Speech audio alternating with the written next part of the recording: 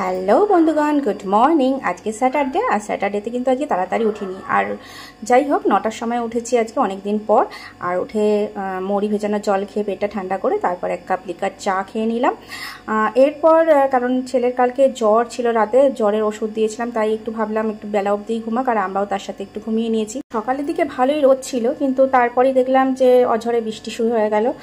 যাই হোক, শ্রাবণের বৃষ্টি তো ভালোই লাগে, কেননা যখন রোদ ওঠে তখন গরমে পারা যায় না, আর যখন বৃষ্টি হতে থাকে তখন আবার বৃষ্টির জন্য অসুবিধা হয়ে যায়।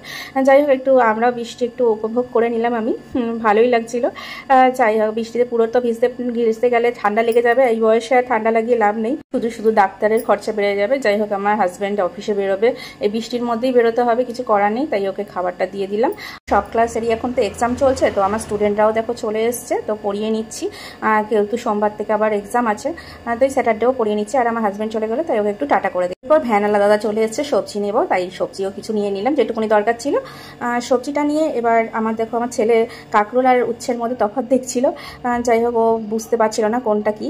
স্টুডেন্টরা চলে যাওয়ার পর আমরা স্নান টান সেরে নিলাম। আর তারপর দেখো, এই যে আমি আলু ভাজা করেছিলাম আর একটু মুগ ডাল করেছিলাম, আর আমার শাশুড়ি মা কিছু তরকারি দিয়েছিলেন, সেই দিয়ে আমরা খাবার সেরে নিলাম। এবার চলে আসলাম ঝুরি ভাজাটা নিয়ে উপরে। আর এবার দেখো, এখানে দেখলাম বৃষ্টি কমে গেছে, তো একটু রোদ দেখা দিচ্ছে, তাই এই বাস্কেটের মধ্যে আবার জামা কাপড় দিয়ে একটু রোদের মধ্যে রেখে দিলাম। দেখি ছেলে দেখো এখানে এসে শুয়ে পড়েছে, মানে খেলা করছিল। তো এই কিন্ডার জয় থেকে দেখো এইটা পেয়েছে, সেটা নিয়েই খেলছে। জামা কাপড়গুলো কিছু রোদে দেওয়া ছিল, সেগুলো আবার উপরে দিতে চলে গেলাম, কেননা জামা কাপড়গুলো বৃষ্টির জন্য তো নামিয়ে নিয়েছিলাম।